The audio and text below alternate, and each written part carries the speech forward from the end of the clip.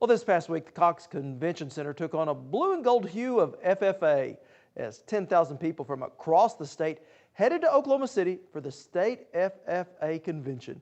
And our Keith Smith was there. This year's theme, Step Up, Stand Out, and Join In. And so many are doing just that. You come here, you see today's top students. They'll be tomorrow's movers and shakers. It's the largest youth organization in the state. There are more than 24,000 members. The high school students are from more than 350 FFA chapters. And while they come from different walks of life, they are all trying to set themselves up for success. It's a time to celebrate accomplishments. It's loud. It's a time to hear from motivational speakers and begin what will turn into a lifetime of networking. Many have come to compete for dozens of awards, and sometimes it doesn't stop here.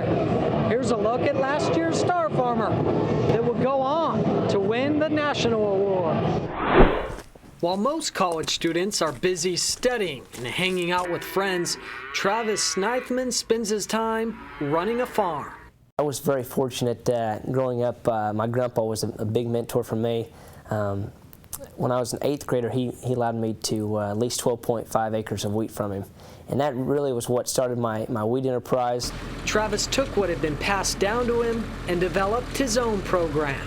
My program was based upon a very diverse, diversified enterprises, cattle, cow-calf, and also a breeding heifer program. Use artificial insemination to improve the quality of my livestock. Also a sheep flock, right at 75 ewes. And also on the crop enterprise, wheat, soybeans, and in the alfalfa as well as the hay enterprise.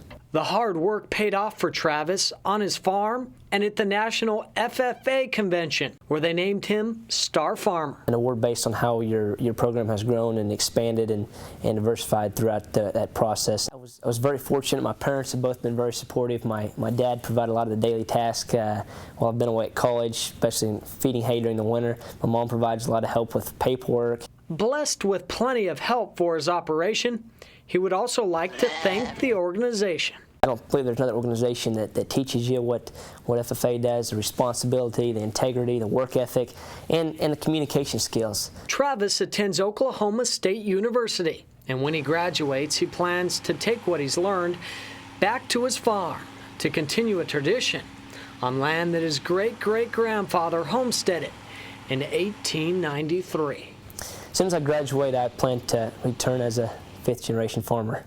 I don't want to be the generation that lets it slip. In its 83rd year, the FFA has its own long tradition. Many of the winners on this stage will go on to compete in the national convention and someday shape our great state. Well, thank you, Keith. Now, our congratulations do go out to all of this year's winners who will go on to compete at the National FFA Convention later this fall in Indianapolis.